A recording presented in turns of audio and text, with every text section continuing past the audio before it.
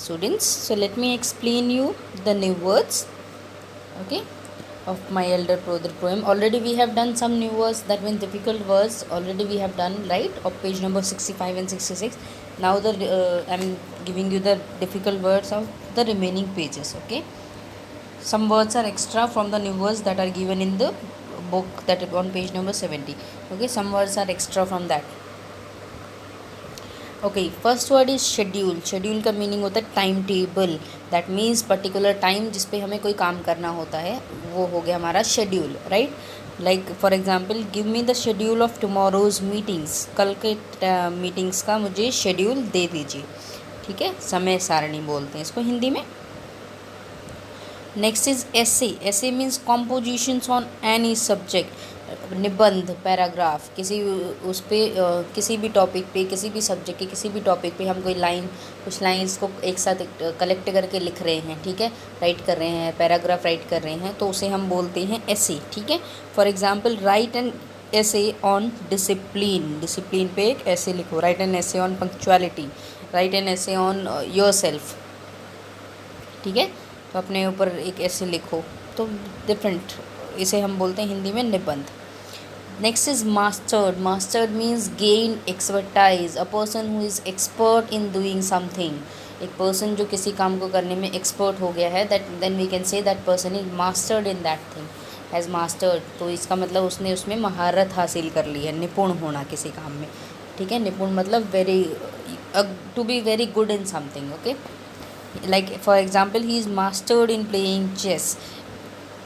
वो चेस खेलने में निपुण हो गया है, सक्षम है, महारत हासिल की है उसने. Perfect, you can say as perfect. He is perfect in playing chess. Now hurry and flurry. Hurry and flurry का मीनिंग होता है, वैसे हरी का मतलब होता है जल्दी. फ्लरी का मीन्स भी जल्दी, hastily. But here hurry and flurry दोनों को कंबाइन करके अगर हम बात करें तो इट इज़ एक्साइटमेंट. इसका मीनिंग क्या हो जाएगा? इस meaning is excitement. Excitement means उत्साह, ठीक है. किसी काम को करने के लिए जो हमारे मन की फीलिंग होती है ना, अच्छी वाली फीलिंग होती है, उसे हम बोलते हैं excitement, right. The Hari and flurry of competition made me nervous. जो कॉम्पिटिशन की जो एक्साइटमेंट थी उसकी, वो उसने मुझे क्या कर दिया? नर्वस कर दिया. Punctuality. Punctuality means time on, to be on time always. हमेशा टाइम पे रहना, पंक्चुअल रहना. पंक्चुअलिटी मतलब टाइम की वैल्यू को समझना, ठीक है. सो समय पालन.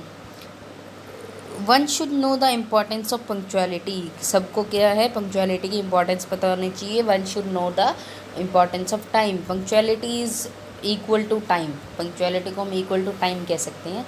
Correct time, exact time. जिस टाइम पे हमें कोई काम करना है, हमें उसी टाइम पे वो काम करना चाहिए, ठीक है. We should be punctual always.